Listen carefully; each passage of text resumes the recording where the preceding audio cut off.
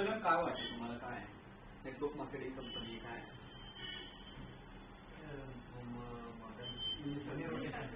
मनी circulation का मनी rotation? तुम्हाला काय वाटतं money rotation? Yes. Triple M true financial apocalypse आहे, ट्रू मनी सर्क्युलेशन आहे. आणि ट्रू का म्हणतोय, कारण हे pure money circulation pure financial rotation मध्येच आहे.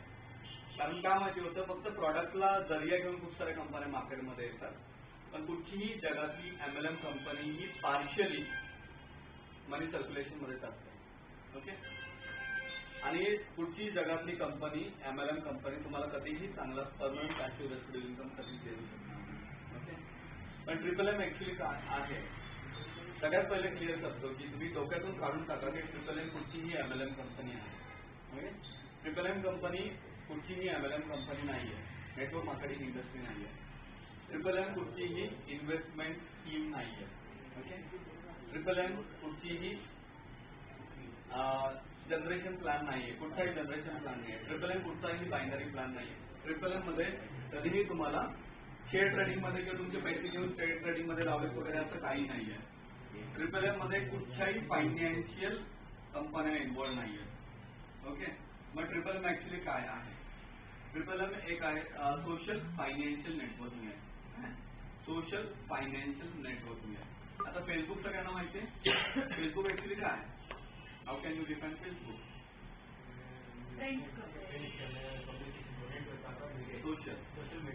सोशल मीडिया आहे, सोशल नेटवर्किंग आहे. How can define Google?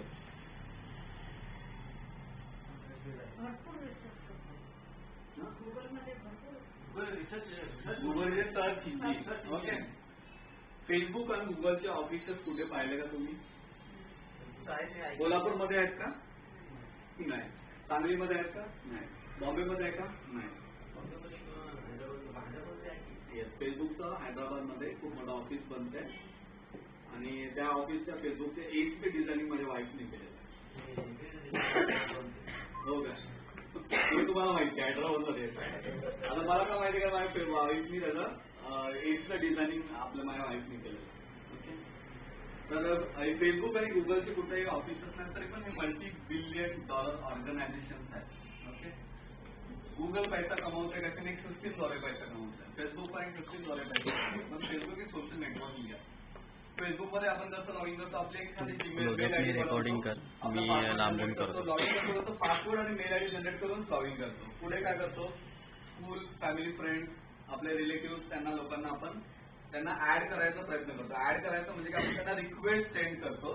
ते माणूस आपली प्रोफाईल बघतात आणि आपले रिक्वेस्ट ऍक्सेप्ट करतात आणि मग आपण एकमेकांची कम्युनिटी चॅटिंग करू शकतो. ओके. फेसबुक आहे. फेसबुकच्या सेम कार्बन कॉपी टाईपच लॉगिंगची जशी स्ट्रॅटेजी आहे तशीच ट्रिपल एमची स्ट्रॅटेजी आहे. फक्त फेसबुक एक सोशल नेटवर्किंग आहे आणि ट्रिपल एम काय आहे? Social plus financial networking. Social plus financial networking. Okay. तर आज सगळ्यात मी एक प्रश्न तुम्हाला विचारेल, जगामध्ये सगळ्यात मोठा प्रॉब्लेम काय आहे? पैसा सगळ्यात मोठा प्रॉब्लेम आहे. अजून काय? मेंटल स्टॅबिलिटी, मानसिक स्वास्थ्य तर पैशामुळे घेऊ शकतात.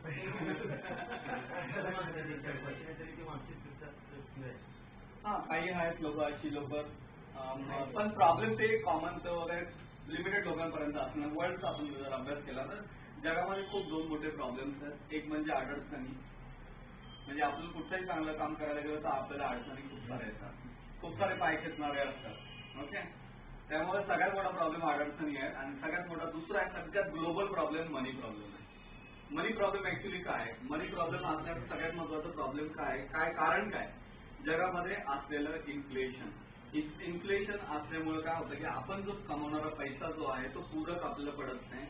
त्यामुळे आपल्याला इथं काय प्रॉब्लेम आहे? इन्सफिशियन्सीचा प्रॉब्लेम आहे. म्हणजे आपण खूप सारी मेहनत करतोय, खूप सारी ताकद लावून मेहनत करतोय, दिवसभर काम करतोय, त्यांनी सुद्धा पैसा मला पुरत नाही. मग आपण छोटे छोटे घरगुती बिझनेस करतो, छोटे छोटे धंदे करतो, कुठं दुकान खोलतो, कुठं छोटा मोठा उद्योग करतो, कोण आपलं घर बांधतं, भाड्याने घेतो, काय तर सेकंडरी सोर्स ऑफ इन्कम होतं. म्हणजे ऍक्च्युली काय करतो आपण, आपल्या इन्सफिशियन्सीचा प्रॉब्लेम आला आपण काय करतो, सेकंडरी सोर्स ऑफ इन्कम आपण शोधतो. बरोबर आहे. Secondary source of income.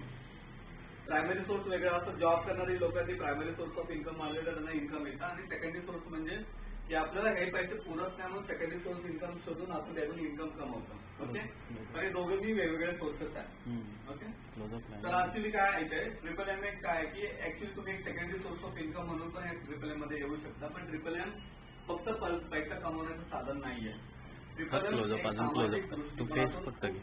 आपल्यातून लोकांना पूर्णपणे लोकांची लाईफस्टाईल चेंज करण्यासाठी तुम्ही बघा जगावर प्रत्येक देशावर कर्ज आहे, माणसावर कर्ज आहे, राष्ट्रावर सुद्धा कर्ज आहे. आता अण्णा हजारे जे आपलं आंदोलन करतायत त्याच्यासाठी करता भ्रष्टाचार विरोधात जन आंदोलन करतात किंवा त्यांना लोकपाल बिल आणायचं आहे. ते काय काम करतायत? काम एक सोशल काम करतायत. त्यांचं एक काय केलं त्यांनी स्ट्रॅटेजी सोशल आणि नेटवर्क त्यांनी बनवलेलं आहे की 1.5-2 लाखांचं त्याच्यात त्यांच्याकडे नेटवर्क आलेलं आहे. ओके, पण ते सोशल काम करतात. सोशल कामामधून याचं आउटपुट काय होईल, याचा एंड रिझल्ट काय होईल, कन्क्लुजन काय होईल कुणालाच माहिती नाही. ओके, लोकपाल बिल याची गॅरंटी कुणाला आहे का? नाही. प्रयत्न चालू आहेत. ओके, प्रयत्न चालू आहेत, पण हे जगाने पूर्ण जगाने जेव्हा मान्यता कुठची गोष्ट केली तर भाग पाडून त्या सिस्टीमला organising or constitution law change करावे लागतात. ओके, तर ही काय की मान्यतावरती अवलंबून आहे. या सगळ्या गोष्टी मान्यतावरती अवलंबून आहेत. आता त्या गोष्टी आपण सगळ्यात थोडं सोडून देऊया आणि सगळ्यात पहिले आपण बघूया आता ट्रिपल एम काय. ट्रिपल एमचा अर्थ आहे मावरोडी मॉन्डियल मनी बॉस. ओके, तर काही लोक याला म्हणतात मनी मेकिंग मशीन. ओके, मग आपल्याला एक प्रश्न डोक्यामध्ये पडतो, यार हे सगळं MLM नाहीये, इन्व्हेस्टमेंट स्कीम्स नाहीये, जनरेशन प्लॅन नाहीये, बायनरी प्लॅन नाहीये, प्रोडक्ट नाही, इन्व्हेस्टमेंट कंपनी इन्व्हॉल्व नाहीये, कुठेही पैसा लावला जात नाही, ट्रेडिंग केला पैसा येतो. ओके, ज्या व्यक्तीने या सिस्टीम मध्ये या सिस्टीमची लॉन्चिंग केली ते फायनान्शियल मॅथमॅटिशियन जीनियस आहे, त्याचं नाव आहे सर्गी मावरोडी. त्या व्यक्तीने पूर्ण जगाच्या फायनान्शियल ग्लोबल सिस्टीमचा स्टडी केलेला आहे आणि ते स्टडी केल्यानंतर त्याला काही सिक्रेट त्याच्यामध्ये आढळले आणि सिक्रेट आढळल्यामुळे त्यांना एकच प्रश्न पडला की बाबा जगामध्ये कधीही माणूस फायनान्शियल स्टॅबिलिटी येणार नाही जर हे जग असं चाललं तर. ऍक्च्युली अण्णा हजारे जे काम करतात आंदोलन करायला लोकपाल बिल आलं तर ते सिस्टीमला घाला घातलेलं आहे, म्हणजे सिस्टीमला चेंज करायचा प्रयत्न आहे, पण सिस्टीम तुम्ही आम्ही कोणीही चेंज करू शकत नाही. ओके, पण पूर्ण जगाने पाठीवर सगळ्या जगातल्या लोकांनी जर पुढची सिस्टीम मान्य केली तर पूर्ण जगावर ते सिस्टीम लॉन्चिंग होऊन जाईल. ओके, सिस्टीम बदलली जाईल, तुम्ही आम्ही सिस्टीम चेंज करू शकत नाही. ओके, सामान्य 1 लाख 10 लाख लोक पण नाही करू शकत, पूर्ण वर्ल्डनी त्याला मान्य केलं पाहिजे. ओके, तर ह्याच्यामध्ये कसं आहे की ही सिस्टीम ग्लोबली रन होतीये सध्या आणि रशियातून इंट्रोड्यूस झालेली आहे, पण ही एक सामाजिक काम करण्याचा धोरण आपण धरलेलं आहे सिस्टीममध्ये. ओके, तर आता एक्झॅक्टली ह्याच्यामध्ये काय आहे तर हे एक पर्पज याचं वेगळं आहे आणि सिस्टीम वेगळी आहे. सिस्टीमचे पर्पज खूप मोठे आहेत आणि त्या पर्पजमुळे काय होणार, या जगामध्ये मिडल क्लासचा वर्गच निघून जाणार आहे. या सिस्टीममध्ये आपण काम करतो म्हणजेच काय की समाजाला फायनान्शियल दृष्टिकोनातून ताकद देतो आपण, कारण जगामध्ये सगळ्यात मोठा फायनान्शियल प्रॉब्लेम पैसा आहे म्हणून पण प्रॉब्लेम आहे, पैसा नाही म्हणून पण प्रॉब्लेम आहे. ओके, मग जर हे फक्त सोशल नेटवर्किंग जर सिस्टीम ठेवली आहे सर्गी मावरोडी विचार जगातले जे काही प्रॉब्लेम्स आहेत मी सगळ्यांच्या समोर माझे सपोर्टर्स करून प्रत्येक गल्ली चौऱ्यावरती सगळ्यांना सपोर्टर्स तयार करून जर त्यांना रॅली काढायला सांगितलं किंवा हे काढायला सांगितलं लोक मला किती दिवस साथ देतील, लोक त्यांना खूप कमी दिवस साथ देतील. म्हणजे तर आपलं घरदार सोडून एक मला आन्सर द्या की तुमचं घरदार कामधंदा सोडून किती दिवस तुम्ही लोकपाल बिल आणण्यासाठी मदत करू शकता, सपोर्टर किती दिवस बनू शकतो, मॅक्सिमम किती दिवस, 1 महिना. बॅक टू पॅव्हिलियन म्हणजे बॅक टू परत घरात येणार आणि आपण त्यांची तिथं कुठेतरी आमिषण चालू तिथं जाऊन आपण त्यांना सपोर्ट केलं, मग आपण 1 महिन्यानंतर बस झालं बाबा आता खूप झालं लोकपालचे बिल नाहीत, आपण आपल्या घरी जाऊन आपलं कामकाज करू. प्रत्येक माणूस रिटर्न येईल. म्हणजे लोकांना सपोर्ट देणारे ते सोशल नेटवर्किंग मध्ये जी लोक जॉईन होणार किती दिवस एकमेकांना सपोर्ट होईल, थोड्या दिवसासाठी, नंतर लोकसंख्या कमी होईल ना. तर जगामध्ये जे काही खूप मोठे प्रॉब्लेम्स आहेत त्याला सोल्युशन जर करायचं असेल किंवा फायनान्शियल स्टॅबिलिटी आणायचं असेल तर सिस्टीमला चेंज करणं गरजेचं आहे, सिस्टीमला बदलणं गरजेचं आहे. मग सिस्टीमला बदलणं तुम्ही आम्ही बदलू शकत नाही, सगळ्या जगाच्या लोकांनी मान्य केलं तरच बदलू शकतो. म्हणून या सिस्टीमला बनवलेलं सोशल आणि नेटवर्किंग नुसतं नाही ठेवलं तर सोशल प्लस फायनान्शियल नेटवर्क, कारण जगातला सगळ्यात मोठा प्रॉब्लेम हा पैसाच आहे आणि पैसा का प्रॉब्लेम आहे कारण लोकांना इन्सफिशियन्सीचा प्रॉब्लेम आहे.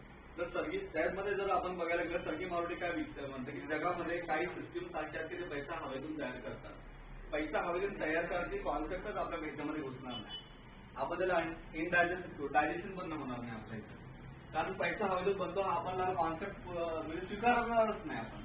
पण सर्की मावळेची फेमस मॅथमॅटिक्स इंजिनियरने काय केलं, पूर्ण स्टडी केल्यानंतर त्यांनी असं सांगितलेलं आहे की जगातल्या ज्या बँक आहेत, ओके, किंवा जगातले जे काही इन्शुरन्स स्कीम्स आहेत आणि जगातले 5% एलिट क्लासमध्ये लोक आहेत, फक्त 5% लोक आहेत, खूप सारे श्रीमंत होत चालले, गरीब गरीब होत चाललेले आहेत.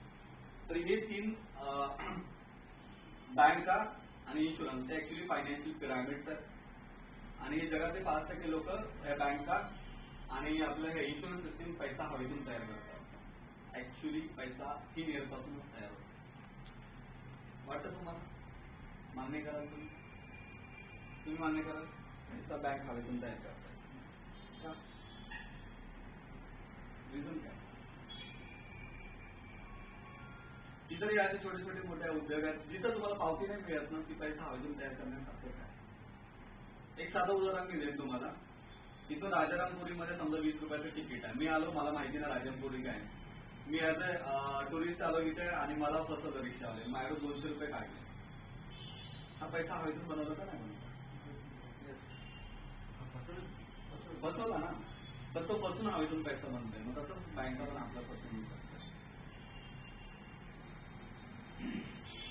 तुम्हाला वाटतं बँका तुमची फसवणूक करतात? बँकेत पैसे काय ठेवतात? Security, rate of interest. काय अजून काय रिझन? आपण आपले पैसे चोराचोरी होणार नाही. मी माझी जमीन विकली, 2 कोटी रुपये आले, मी माझ्या जाऊन ठेवणार नाही. ठेवले, आजूबाजू चावू लागले, कुठंतरी बातमी लीक होते,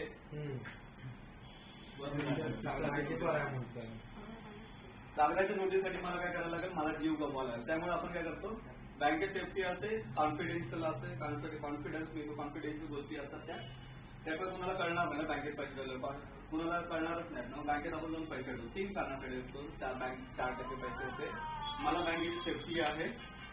आणि तिसरं महत्वाचं कारण काय, की आपल्याला सिक्युरिटी आहे. ओके, मग ह्याचं आपण जर थोडंसं इलॅबोरेशन करूया. ओके, पण खरोखर बँक सेफ्टी आणि सिक्युअर आहेत का? वाटतं तुम्हाला? काही बँका सिक्युअर आहे. खाली बँक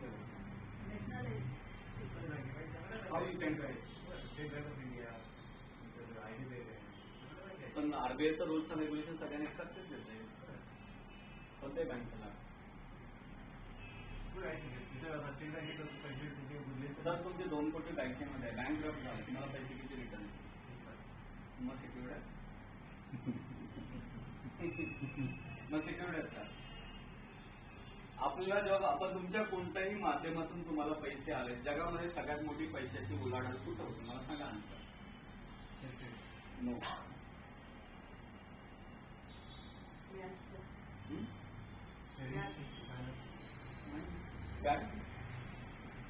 सगळ्यात मोठी कोण मला FMCG मार्केटमध्ये होते, फास्ट मूव्हिंग कन्झ्युमर गुड्स मध्ये होते, नाही होते.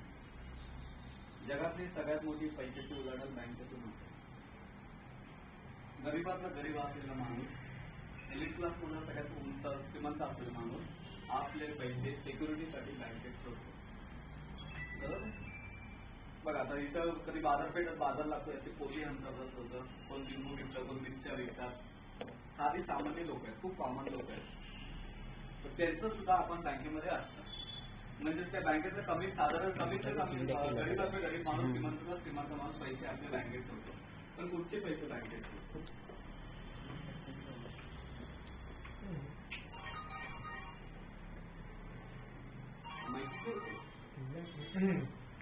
तर तुमच्याकडे 2 कोटी आले, ओके, तुम्ही बँकेत ठेवले, बरोबर आहे. पण ते पैसे काय आहे ऍक्च्युली? काय चलन नाही, चलन ते माहिती आहे, फ्री सर्क्युलेटिंग मनी आहे. म्हणजे मला त्या 2 करोडची आत्ता गरज नाही ना लगेच. तुमच्याकडे 2 कोटी आले, तुम्ही 2 कोटी एका दिवसात संपवणार.